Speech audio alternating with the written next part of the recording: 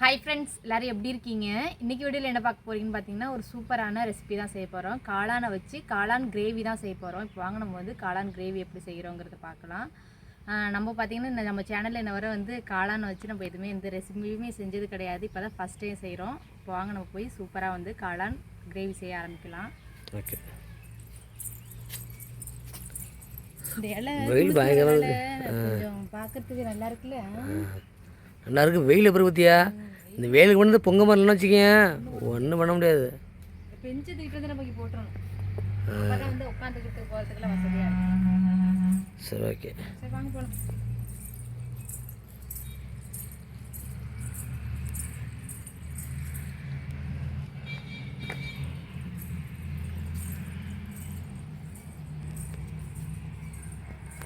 பார்த்தீங்கன்னா வந்து காளான் வாங்கிட்டு வந்தாச்சு. இது வந்து பார்த்தீங்கன்னா பால் காளான். இதை வந்து சுத்தம் பண்ணி எடுத்துக்கலாம். நம்ம காளானை பார்த்தீங்கன்னா வந்து மேலே உள்ள தோலை வந்து உரிப்பாங்க, அதனால வந்து உரிச்சு எடுத்துக்கலாம். நம்ம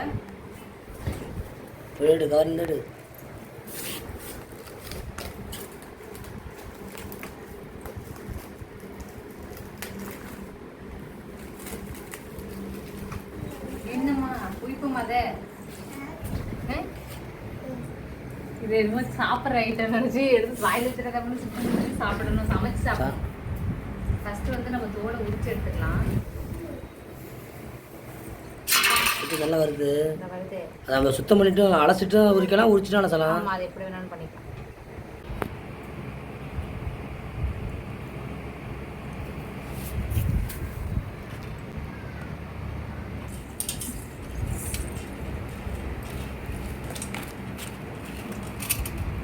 நம்மளும் போட்டு அதை கட் பண்ணிடுவோம். கொஞ்சம் உப்பு எடுத்துக்கிறேன். கொஞ்சமாக வந்து உப்பு சேர்த்துக்கலாம். அப்போ அதில் விட அழுக்கெல்லாம் வந்து போகும். ஏமா முட்டை எனக்கு வேணால் தூக்கி போட்டுருங்க, அது வேண்டாம். முட்டாய் அம்மாவுக்கு வேண்டாம். பார்த்தீங்கன்னா காளானை வந்து இப்போ சுத்தம் பண்ணியாச்சு. இப்போ வந்து கட் பண்ணிக்கலாம். ஏன் வேண்டாமா? அது கொடு.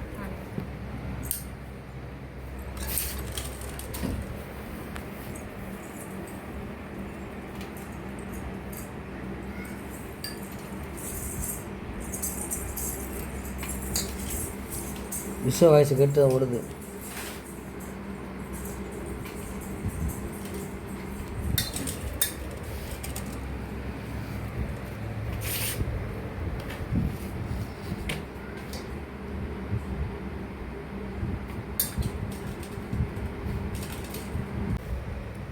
காளான் வந்து நல்ல ஃப்ரெஷ் காளான். பழைய காளானாக இருந்தால் கருப்பு கலராக இருக்கும். நல்லா ஒயிட்டாக இருக்கு பாருங்க.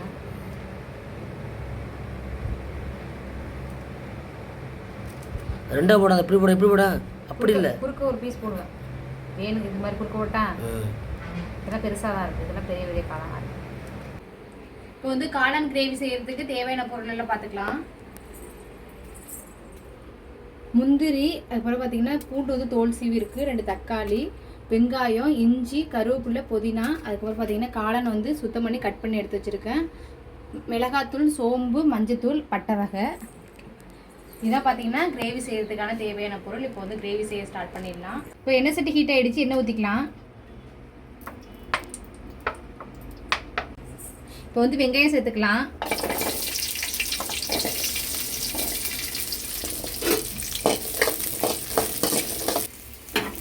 பார்த்தீங்கன்னா வெங்காயம் வந்து நல்லா செவந்துருச்சு. இது கூட வந்து நம்ம இஞ்சி, பூண்டு, தக்காளி பழம், அப்புறம் பார்த்தீங்கன்னா புதினா, கருவேப்பிலை எல்லாத்தையும் சேர்த்து வதக்கிக்கலாம்.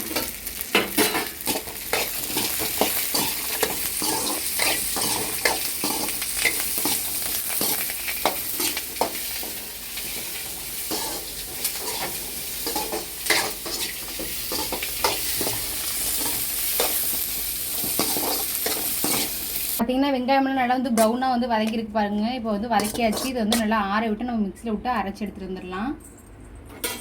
வெங்காயம் தக்காளி நல்லா ஆறிடுச்சு. இப்போ இது வந்து ஒரு ஜாருக்கு மாற்றிடலாம்.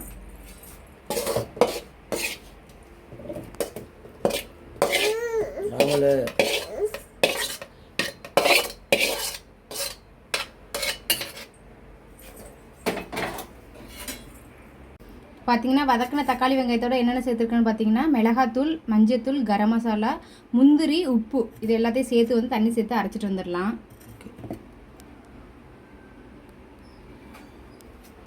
தண்ணி சேர்த்து அரைக்கலாமா? நிலாக்குட்டி பார்த்தீங்கன்னா இடுப்பில் ஏறிட்டாங்க மேடம், அழுதுகிட்டே. உங்களை வச்சுக்கிட்டு இப்போ எப்படி அரைக்கிறது தெரியல. இப்போ பார்த்தீங்கன்னா வந்து நான் வந்து நல்லா பேஸ்ட் பார்த்து வந்து அரைச்சி எடுத்துகிட்டு வந்துட்டேன் பாருங்கள், தக்காளி வெங்காயம் எல்லாத்தையும் சேர்த்து. இப்போ வந்து நம்ம கிரேவி வந்து செய்ய ஸ்டார்ட் பண்ணிடலாம். தக்காளி வெங்காயம் வதக்கின அதே எண்ணெய் சட்டியில் நம்ம வந்து கிரேவி செய்யலாம்.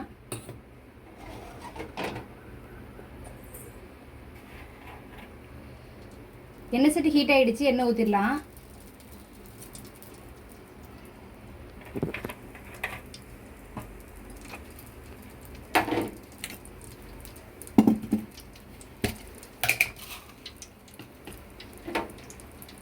கொஞ்சமாக வந்து சோம்பு சேர்த்துக்கிறேன். அப்படியே வந்து பட்டை பூவும் சேர்த்துக்கிறேன்.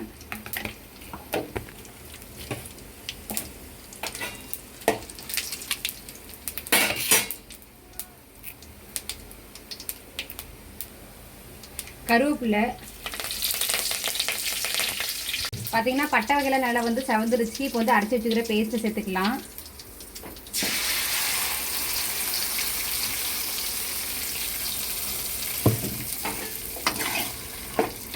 சிம்மிலே வச்சு நல்லா வந்து எண்ணெய் திரண்டு வர அளவுக்கு வந்து வதக்கி விட்டுக்கலாம். பார்த்தீங்கன்னா வந்து நல்லா வந்து கொதிஞ்சு வருது பாருங்கள். நல்லா எண்ணெய் நல்லா திரண்டு 4 சைடு வரப்போ நம்ம வந்து காளானை சேர்த்துக்கலாம். பார்த்தீங்கன்னா வந்து எண்ணெய் திரண்டு வர அளவுக்கு வந்து நல்லா கொதிக்க விட்டாச்சு. இப்போ வந்து காளானை சேர்த்துக்கலாம். நம்ம காளான் பார்த்தீங்கன்னா நல்லா தோலெல்லாம் நீக்கிட்டு வந்து நல்லா சுத்தம் பண்ணியாச்சு. இப்போ வந்து காளானை சேர்த்துக்கலாம்.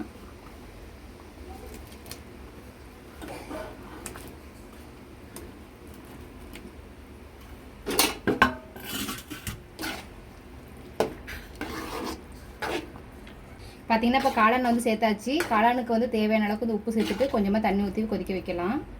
காளான் வந்து வேகிற அளவுக்கு வந்து தண்ணி ஊற்றிக்கலாம். ஆல்ரெடி பார்த்தீங்கன்னா நம்ம மசாலா அரைக்கிறப்போ உப்பு சேர்த்துருந்தோம், இப்போ கம்மியாகவே சேர்த்துக்கலாம்.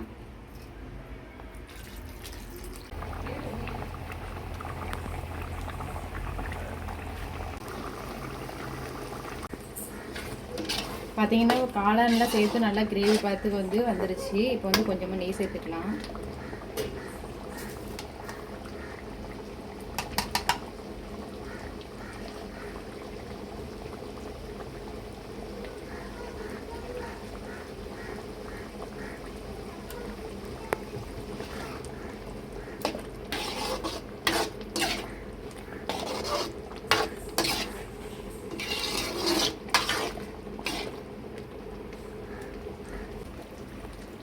இப்போ பார்த்தீங்கன்னா வந்து ஒரு சூப்பரான காளான் கிரேவி வந்து ரெடி ஆகிடுச்சு. நல்லா வாசமாக இருக்குது. காளான்லாம் பார்த்தீங்கன்னா நல்லா வெந்திருக்கு.